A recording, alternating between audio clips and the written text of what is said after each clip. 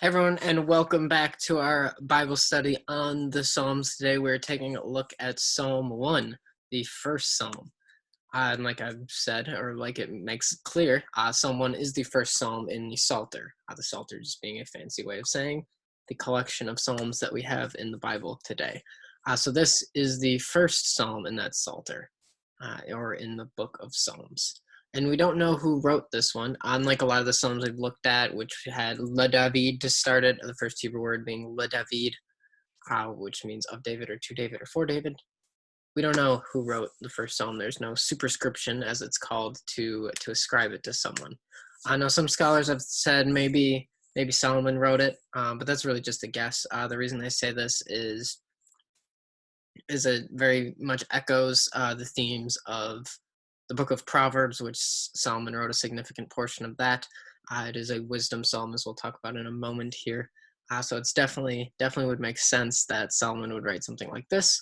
And it also makes sense that a lot of the psalms are written by David. So Solomon, being David's son, might publish a collection of his father's psalms and then throw in one of his at the beginning to explain or to introduce the Psalter. And that's not something that would be crazy or out of the ordinary. However, this is just a complete guess, complete conjecture. We cannot say with any kind of certainty that that is what happened. So really, we have no idea who wrote this psalm. Now, like I said, this psalm is a wisdom psalm. So one of the markers of wisdom psalms is that they are instructional. They are written for the intent of teaching people how to live. And it often shows comparisons. If you do this, this will happen, whereas if you do this, this will happen. For the righteous people, this will happen. For the wicked people, this will happen. The righteous live this way, the wicked live this way. There's a lot of these dichotomies that are often presented, and we'll get into in a minute what that means. But wisdom itself, just to define wisdom is knowing what to do when right and wrong are not super clear. So sometimes in life, decision making really easy, right? Should I rob a store? It's the wrong thing to do. No, I should not. Right and wrong, very clear there, very straightforward. However, not all the time is right and wrong very clear, and that is when wisdom comes in. So let's pretend you're a government leader and you're making a decision about quarantines and lockdowns and things like that in relation to COVID-19. Wisdom is required there because it's not easy to tell apart what's right and what's wrong in this regard. Is it right to prevent people from doing their jobs just to try to slow the spread of this coronavirus disease? I don't know. That's hard, right? We don't want people dying from COVID, but we also certainly don't want people to lose their jobs, right? Both things are bad. So the economic impact and the economic impact that can cause the health concerns and the physical impact too, versus the health impact. There's a lot of choices to weigh, a lot of problems to consider, and that's why wisdom comes in handy there. So wisdom is knowing what to do when right and wrong are not super clear. Now, just a caveat here. Acting wisely is not a guarantee of success, but is still the right thing to do. So often, I think we fall into this trap of thinking, well, if I act the way I'm supposed to act, if I act wisely all the time, then my life is going to be perfect. If I follow God all the time, I'll be healthy, wealthy, and wise. And unfortunately, because we live in a broken world, because of the fall, because the power of sin reigns over this world still, we don't get to live in that reality.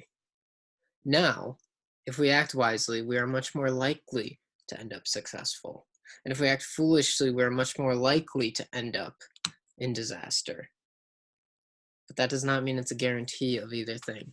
Let me give you an example here.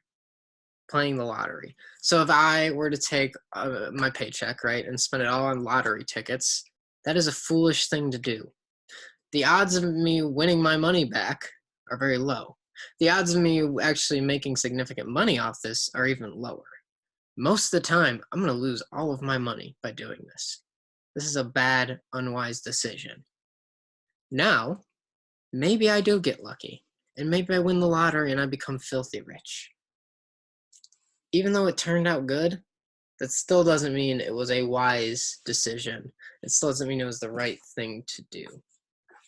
Acting wisely does not guarantee success, and acting foolishly does not guarantee failure. But that doesn't mean we should ignore whether or not we act wisely or foolishly.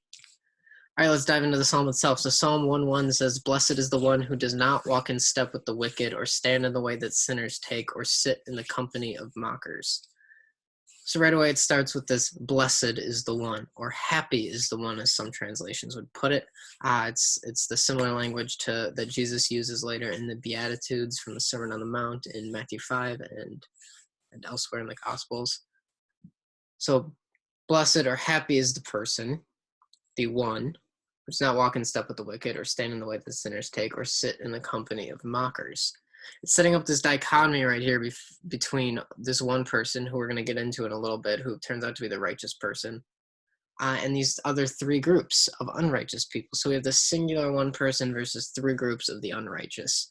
Right away, this is something that wisdom psalms and wisdom poetry often do, is they put a 1 versus 3.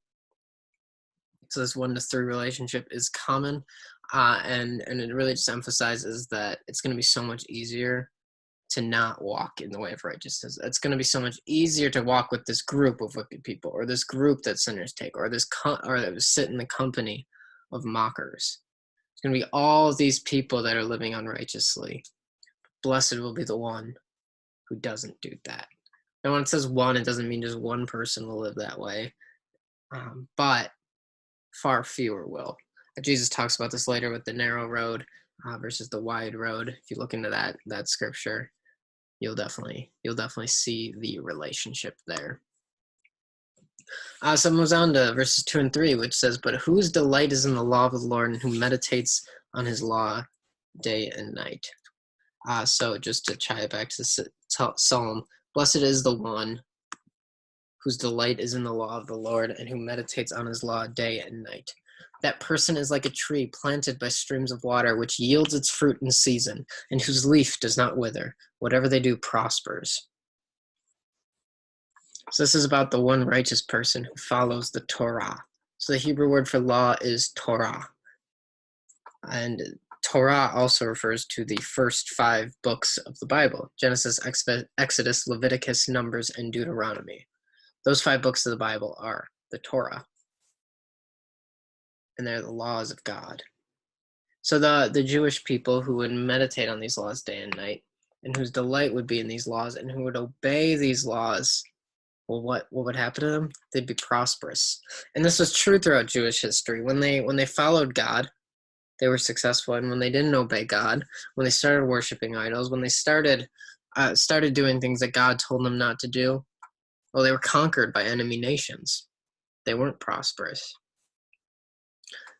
But for those who follow the law of the Lord, that person will be like a tree planted by streams of water. What happens to trees that are by water? Generally, they're more successful. They yield more fruit. Think about a tree by a creek versus a tree in the middle of a desert.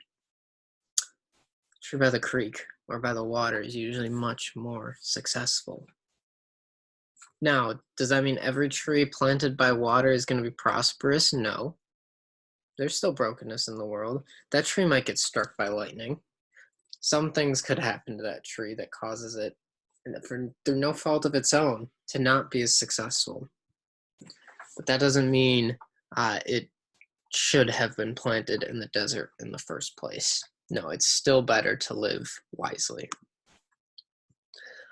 Verses 4 through 5 here. Not so the wicked. So we've gone from what will life be like for the righteous person? Now what will it be like for the wicked people?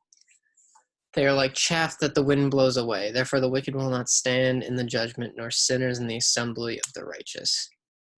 The wicked are not going to receive this prosperity. They will not bear fruit. They'll be blown away. They won't stand when God judges them, and they will be judged for their wickedness and receive consequences for their wickedness.